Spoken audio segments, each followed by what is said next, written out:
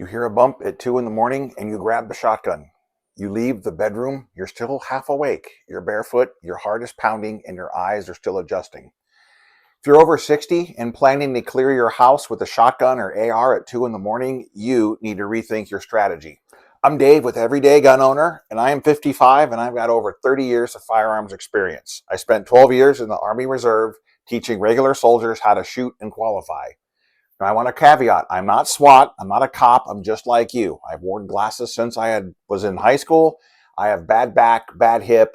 I'm a husband and a homeowner. I'm a guy who wants to protect his family and still be able to sleep at night.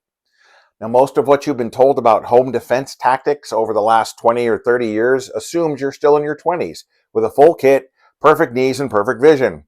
That is not your life anymore, and it's not mine either. Now, I'm going to speak directly to the over 55 crowd because that's where I'm at.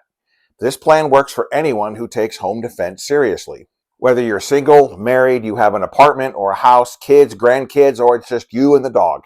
Today, I'm going to walk you through a simple home defense plan and safe room build that trades clearing the house like a hero for locking down one room. A room that is very hard to get into without getting past you first. Now, there's nothing wrong with a shotgun or an AR if it works for your health, your body, and your house. This is not about the best home defense gun. It's about better home defense. I'm not telling you to give up a shotgun. The problem is not your gun. Problem is your defense plan. The problem is trying to run a solo raid at 2 in the morning. So let's start with the lie. The lie is, oh, just train more like you're 25. That's bad and lazy advice. For people like us over 55, it ignores our aches and pains. We're not SWAT. We're not trained military for the most of us. It looks great in the movies. It looks good in training clips, but it really falls apart if you're older, half asleep, and your body has some miles on it. Mine has a lot of miles. We're not as young as we used to be. Your body has real mileage now. And again, I have 12 years in the Army. My vision is worse. My hip hurts. My knees hurt. I have back pain. I have a little bit of pain in my hand. Those aches and pains are not a character flaw. They're a planning factor. With that body, here's what starts to happen. You start moving slower. Your balance starts to go. Your eyes struggle in low light. Your hand may hurt. Your back may hurt. Your joints complain. Now, picture yourself in a dark house or environment in the middle of the night, going room to room. You're more likely to miss a step, trip over a shoe, a dog toy, cat toy, get surprised around the corner, or press the trigger on something you have not fully identified. Now, nothing is wrong with an AR or a shotgun if you can run that from a position you control. Problem is how you're trying to use it at 2 in the morning, wandering room to room in the dark, hunting for a threat. If your home defense plan starts with, I'll go find them, you're already behind. If you're trained to do that, SWAT, military, police, that's different. That's fine. But for the average 40, 50, or even 60-year-old homeowner, I think it's a bad plan.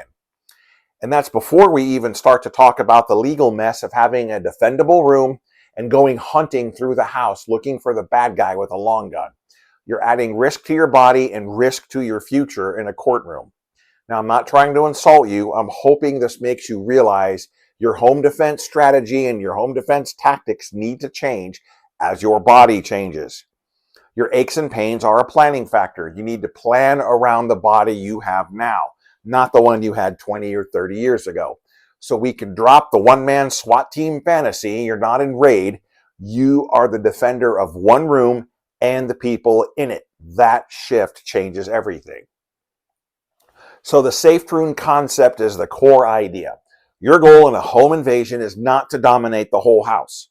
Your goal is to get the people you love into one room, lock that room down, call for help, and be ready to defend that doorway if somebody forces their way in.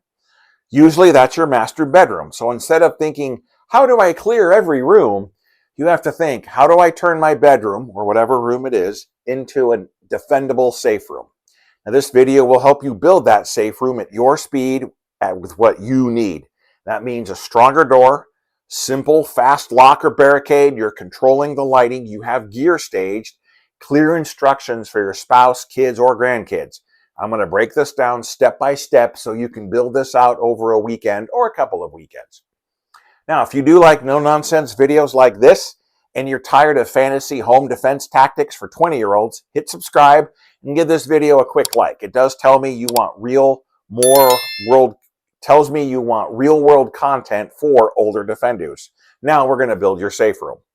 At first, you have to pick your room and your roles. This one is simple. Just pick the room you want to defend and who does what. Now, for most of you, it's probably going to be your master bedroom. And you ask two questions. Can everybody in the house reach this room quickly? And can I defend the doorway from a position of cover or at the very least concealment? Now, I want to clarify that a little bit. When I say cover, I mean something that can seriously stop or slow down bullets. Brick walls, heavy bookcase packed with books, good solid piece of furniture. Concealment just hides you. Curtain, hollow door. And honestly, most interior drywall, they keep people from seeing you, but they don't really stop those rounds. In a normal house, especially a newer one, you're usually working with concealment more than cover. So when you pick your safe room and your shooting position, ask yourself, what can I get behind that at least hides me and makes me a smaller target while I hold this doorway?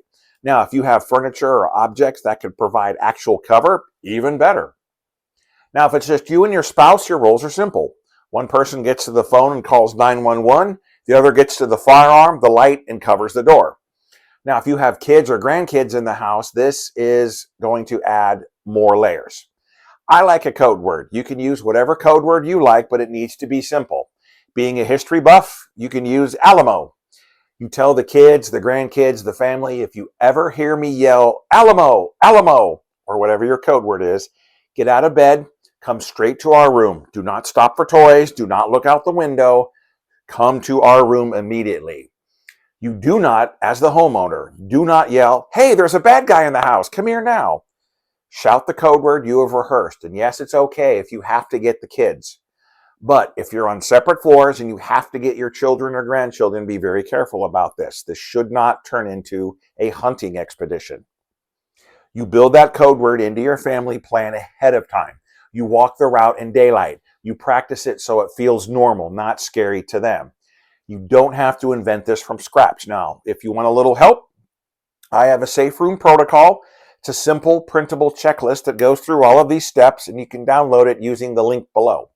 But for the hard part, what if your kids are on a different floor or they can't move on their own?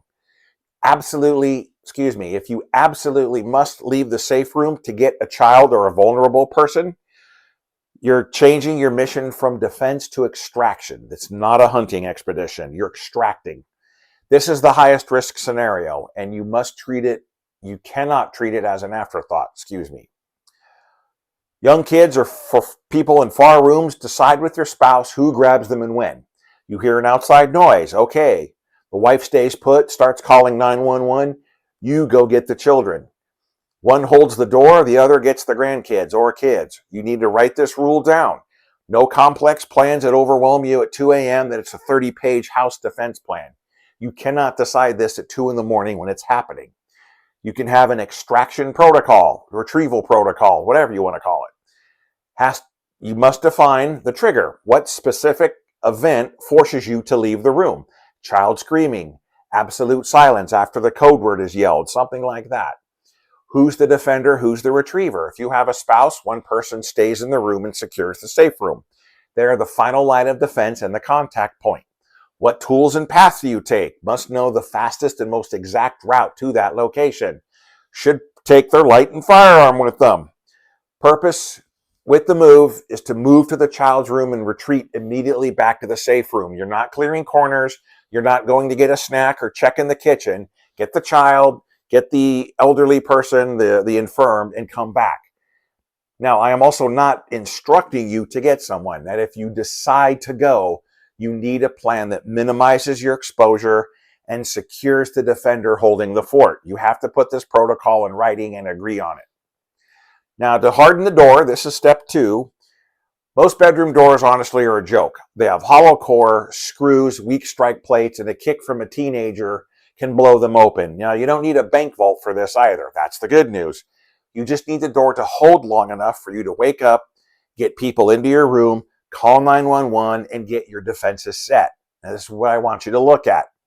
Strike plate on the door frame. Upgrade it. Use long screws that bite into the stud, not just the trim. Hinges, same thing. Replace those tiny stubby screws with longer ones that go into the framing. Now, if you don't have a lock, you can get one. At a minimum, a good quality knob or lever with a privacy lock that actually holds. Even better, you can add a simple surface bolt, drop-in barricade plate that you can get into place quickly.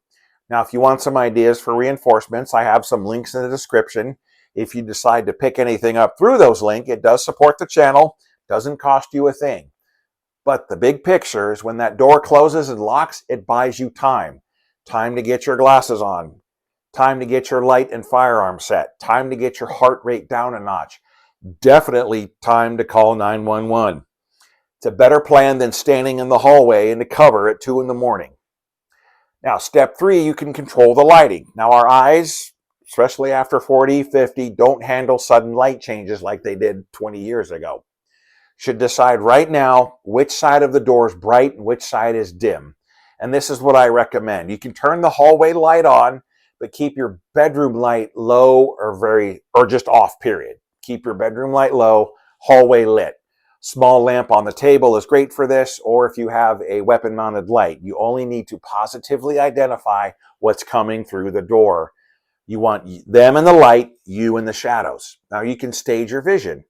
If you need reading glasses or bifocals to see your sights or optic, spare pair, a pair should live on the nightstand, same spot every night. I have a spare pair just for this. Your phone, your glasses, a light, ear protection, the firearm. Same order, same location. I keep a dedicated flashlight by the bed, good set of electronic earmuffs. Now, gunfire inside of a bedroom can be brutal on your hearing. If you can find electronic ones, that's even better. It protects your ears, also helps you hear conversations and what's going on inside your house. Now, I'll drop links to a couple of lights and muffs that I trust in the description so you can build out your own home defense setup. Step 4, we're staging the gear. I'm going to show you my real nightstand setup, but I'm not going to give you a blueprint of my full bedroom. You don't need to show the whole internet that level of detail, but here's what I want within arm's reach when you're in bed. Phone on your side of your bed, plugged in, not buried under 10 books. Glasses in the same spot every night. Flashlight that you know how to run in the dark, or a weapon-mounted light. Your home defense firearm, obviously. Either a quick access safe or staged in another safe way that fits your home and your situation. You want ear protection. I will note my wife and I do not have children. But if you want to go the extra mile, you can even put a small notepad and pen down to jot down details, especially if you have to give a police report. Set this up in a way that's safe for your home, your family, and your local laws. I'm showing you a layout as an example. This is not a universal template. Just one practical home defense setup. This is where your home defense ties into your everyday carry mindset. During the day, your system might live on your belt, but at night, where does your system live? It lives on that little square of real estate right next to your bed. You don't have to carry around the gun in the house all day in gym shorts. Can if you want, but you don't have to. You just need to know where your tools are, how fast you can get to them when you're half asleep in the middle of the night. You're building layers, and one of those layers is what sits within reach when you're in bed. Now, one last step is an easy drill. You just start from bed, where you'll actually realistically be at 2 a.m. You wake up and you grab your stage gear. Call the code word. Time how fast the family hits the safe room. You can do it in daylight, and I recommend doing it in daylight. Note your tweaks. This cuts the cognitive fog. Practice, good practice makes perfect. Practice keeps you sharp without wearing you out. Now here's the big takeaway. Your body has changed and your house has not. Your habits probably have not either. Everyday carry is not just about the gun on your belt at the grocery store. It's about knowing where your tools are, how fast you can get to them, and what your plan is in every environment, including your own home. Your home, your work, car, church. But at home, your most important home defense setup typically sits inside your bedroom. You're not weaker because you choose to hunker down instead of clearing the house. You are smarter. You are adjusting your home defense tactics to match your body and your reality, not some social media influencer's fantasy. Now again, if you want help building this out, I put together a simple safe room protocol you can download at everydaygunowner.com. Looks like this. It's a printable checklist built for older defenders. Hardening the door, picking out the gear, staging your gear, code words, everything. I'll also drop links that allow some of the hardware we talked about, door kits, reinforcements, barricades, even window defense screens, flashlights, etc. If you decide to pick anything up through those links, it does support this channel, keeps letting me make honest, no-nonsense content for people like you, and it does not raise your price. And if this video helped you rethink your safe room build and your home defense plan, do me a favor. Hit like and subscribe if you haven't already. Share this with a friend who thinks he's going to clear his entire house with a shotgun at 2 in the morning. Thanks for watching. Stay safe. Hope you sleep better, and I'll see you in the next video.